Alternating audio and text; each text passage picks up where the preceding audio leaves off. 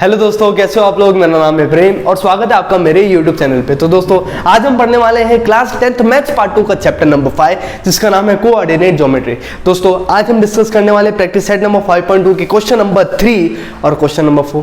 ठीक है दोस्तों, अगर आप मेरे चैनल पे नए हो तो प्लीज़ मेरे चैनल को सब्सक्राइब कीजिए, मेरी वीडियो को लाइक कीजिए और ज़्यादा से ज़्यादा शेयर कीजिए। और दोस्तों, बेल आइकन को क्लिक करना मत भूलना ताकि मेरे लेटेस्ट वीडियो के अपडेट सबसे पहले आपको मिले। तो दोस्तों, बिना देरी के हम बढ़ते हैं हमारे लेक्चर की तरफ।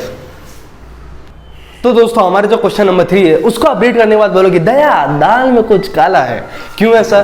क्योंकि अभी इस क्वेश्चन में हमें क्या पूछा गया है, फाइंड द रेशियो इन विच, क्या पूछा गया है, find the ratio in which the point T divides the line segment joining the point P and Q।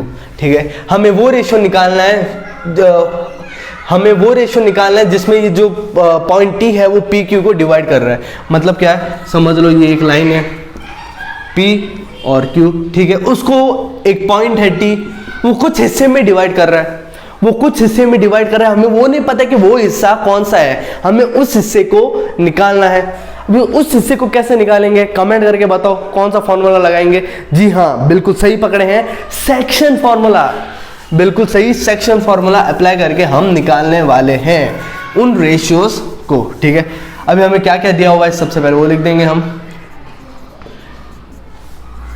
Given में क्या है, T के कोऑर्डिनेट्स दिए हुए -1 और 6, ठीक है, P के कोऑर्डिनेट्स दिए हुए -3 और 10, Q के कोऑर्डिनेट्स दिए हुए 6 और -8।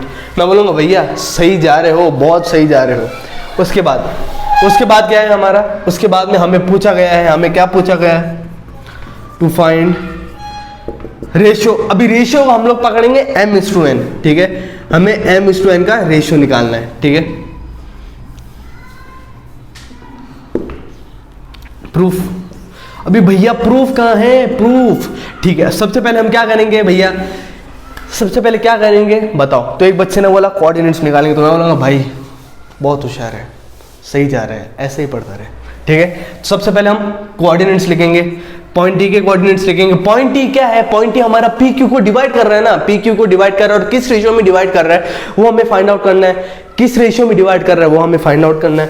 ठीक है, पॉइंट T के कोऑर्डिनेट्स -1 और 6, ठीक है, उसमें से -1 को पकड़ा हमने x और 6 को पकड़ा y। ठीक है, पॉइंट P के कोऑर्डिनेट्स -3 और 10, उसमें से -3 को हमने पकड़ा x1 और 10 को पकड़ा y1। मैं बोलूँगा भाई बहुत सही पकड़ रहे हो। Q का है हमारा 6 और -8, ठीक है, 6 को हमने लिया है x2 और -8 को लिया है हमने y2। मैं बोलूँगा भाई तू बहुत होशियार हो गया यार, सही पकड़ रहा है।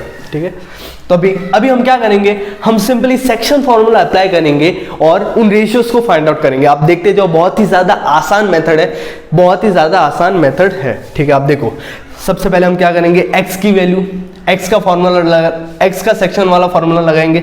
बोलेंगे भैया x का सेक्शन वाला फॉर्मूला कौन सा है, x का सेक्शन वाला फॉर्मूला है mx2 + mx1/m + n।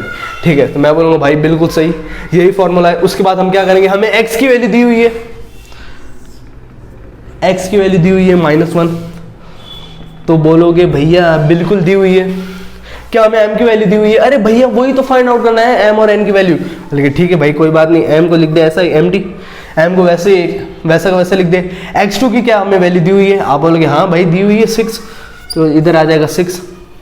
क्या हमें n की वैल्यू दी हुई है, नहीं। x1 की वैल्यू दी हुई है, हाँ, -3 हो जाएगा, -3 अपॉन में m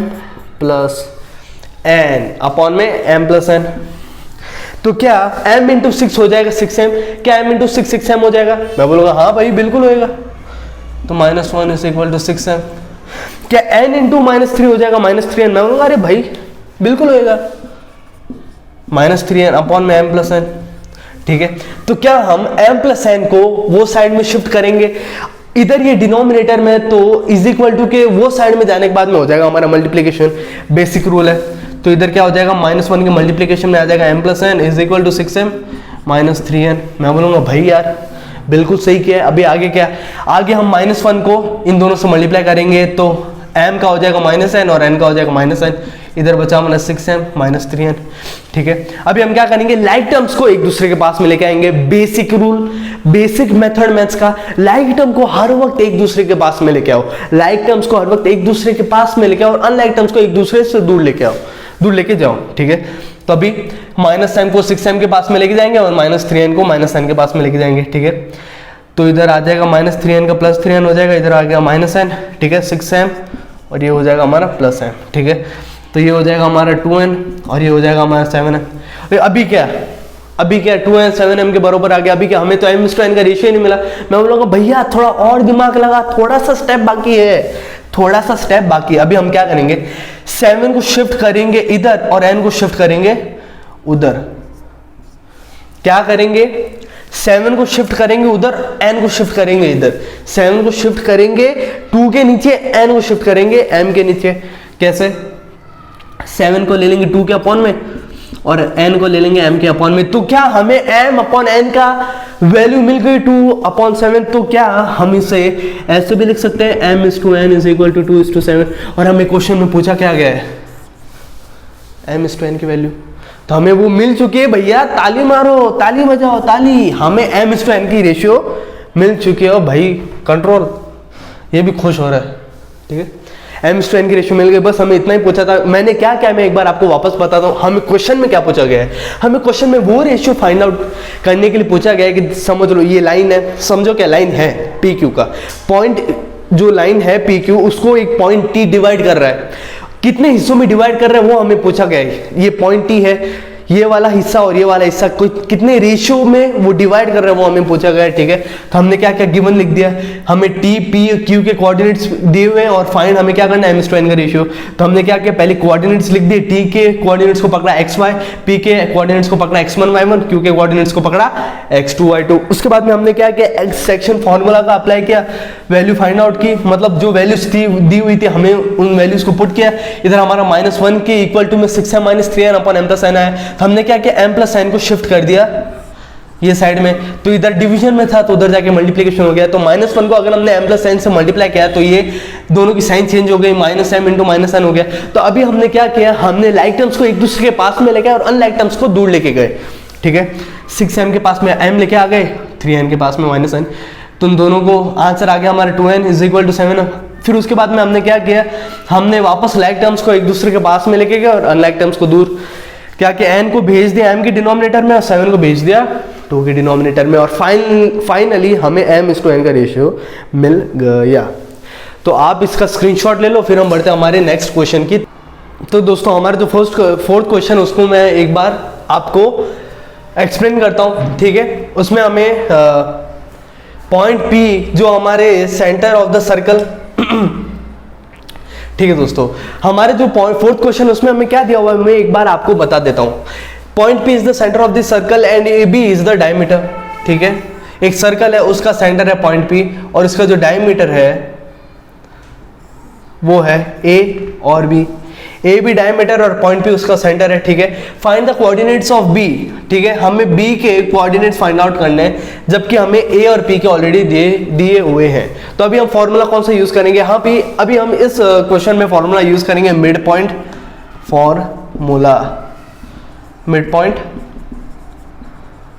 फॉर्मूला, ठीक है। मिड पॉइंट फॉर्मूला हमें क्या बोलता है, x = x1 + x2 अपॉन 2 और y = y1 + y2 अपॉन 2। ये हमारा मिड पॉइंट फॉर्मूला है, ठीक है। इस फॉर्मूला को अप्लाई करके हम निकालेंगे पॉइंट B के कोऑर्डिनेट्स, ठीक है। आप इस फॉर्मूला को प्लीज नोट कर दो, फिर हम बढ़ते हैं हमारे क्वेश्चन की तरफ। तो होपफुली आपने नोट कर लिया होगा हमारे कोऑर्डिनेट्स को, मतलब फॉर्मूले को।